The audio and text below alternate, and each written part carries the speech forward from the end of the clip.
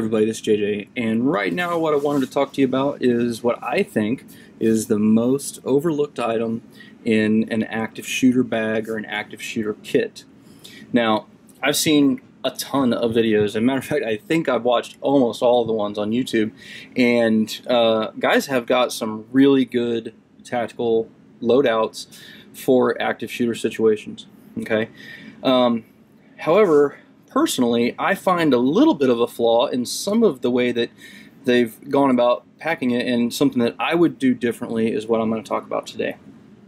Now, when I think of an active shooter situation, what I'm talking about is a guy walking into your office building where you work, a guy walking into, a school or a movie theater or something along those lines, and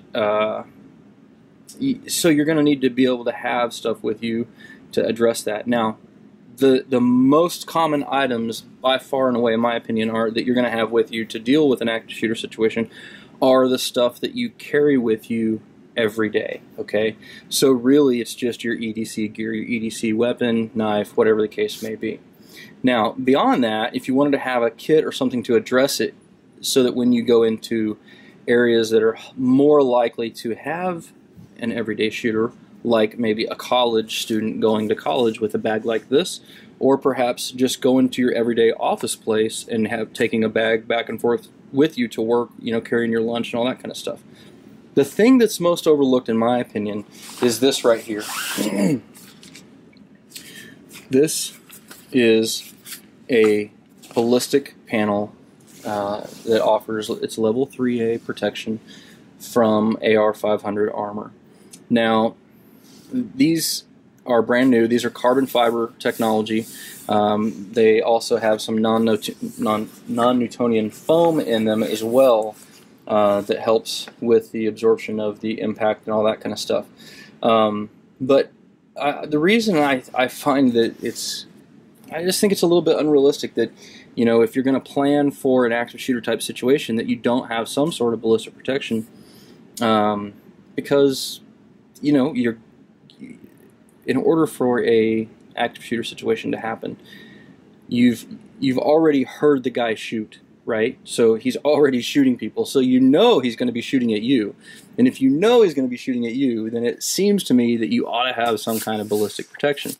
And maybe this isn't necessarily something for just a trigger puller or somebody who is going to go and address the threat. Maybe this is just for self-protection, for you, for your own self-defense, because you work in an area where it's possible that something like this could happen, or maybe it's for your child.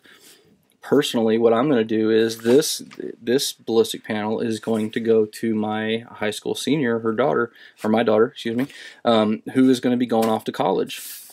And this thing weighs about a pound. It's about as thick as a magazine, and so all she's got to do is throw it into her backpack, and if there is ever an active shooter type situation, she will be able to at least, hopefully, defend off any pistol rounds that come her way.